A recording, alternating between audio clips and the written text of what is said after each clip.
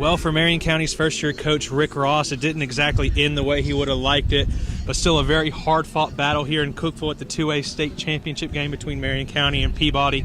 Peabody would eventually win the game 34-7. John Neal, Taylor Ellis for River City Sports. John, what is your overall impressions from this game that we just watched here? Well, I mean, you'd have to say kind of the same thing we started last week, Taylor. You feel for a team that didn't have, I believe, no spring practice, allegations all season long.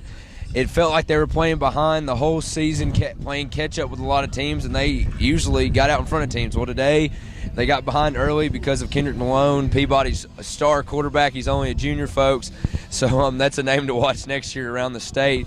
But they just got behind early, and I guess your big impressions is when they had the opportunities to take control of a game or make something happen, just a costly turnover. And, they were doing everything they can. I think Blake Zeman might have broke his arm. I mean, he was running so hard for so long, and Brooks, you got to give him credit too. And they've got a lot of good players coming back. It seemed Peabody made the plays when they needed to make the plays, and Marion County just couldn't get over that extra hump. Yep, you kind of keyed on it.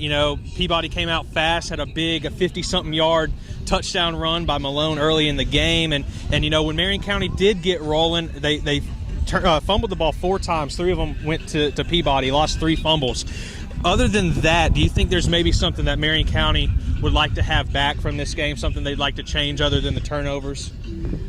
I think it would be adjusting a couple of more reads before halftime. Maybe taking a quicker time out in the first quarter after that big long run by Kendrick Malone. It's a 52-yarder. They went up 40-0. It seemed like they shut him down in the second half after they got time to really put it up on the whiteboard and diagnose what he really was doing to them. And I think the other one is I think they went out of their bread and butter a little too early out of that wing tee. Okay. But at the same time, it's the state championship. What do you have to lose? Maybe a trick play quicker. They didn't run any kind of trick plays, but you would expect maybe out of that wing tee they could have done a throwback pass. I mentioned that up in the booth, trying to get some really fast athletes who are honing in on the ball that are running you down, cheating up a little bit and then hit them. That might be something that Coach Rick Ross might look at this tape after a couple of weeks. It's going to be a hard one for a little bit for those guys in Marion County, but look at that tape. Look what you saw here, because you got a great unit coming back next year. Absolutely. You're a first-year head coach making a state championship. Expectations will be high. That's true. I think, look at the tape and see, maybe make quicker adjustments, first quarter when we're playing teams that like to run left and right on us. And, I would say just look at the tape, make adjustments quicker. Sure. We kind of keyed on it a little bit earlier, but, not necessarily, or not on the winning side of the football, but Blake Zeman for Marion County, he's had a tremendous year here. All the accolades, Mr. Football finalist so far, and everything we can say about the kid has been tremendous. Didn't necessarily have a Zeman-like performance tonight. What do you think were maybe his struggles tonight? I think it's because they put 10 in the box and said, beat me passing. That goes back to my first point. Adjust quicker. Mascanio had the arm. He had the receivers. You don't want to go split shotgun and run some spread and run some zip sweeps or something. You don't want to do anything like that. But just throw it over the top. Make the defense back up, because I think there until the second half, that first drive of the third quarter Marion County had, they were, 4 or 5 bodies tackling him all at once. And, And Taylor, it still took a little bit to take him down. Yeah. If you were here to watch it, folks, it was amazing, because Blake Zeman he's a powerful guy. He is. He's going to make some college real happy in the near future, whoever snatches him up. But I would say, he had a great game from our perspective. It was just so many bodies around the ball for Peabody that he just couldn't get any open space. Same thing for their running back Brooks. He would set the edge, and then there'd be another body there. Right after that body, he'd hit another body. So they were just constantly pursuit to the ball.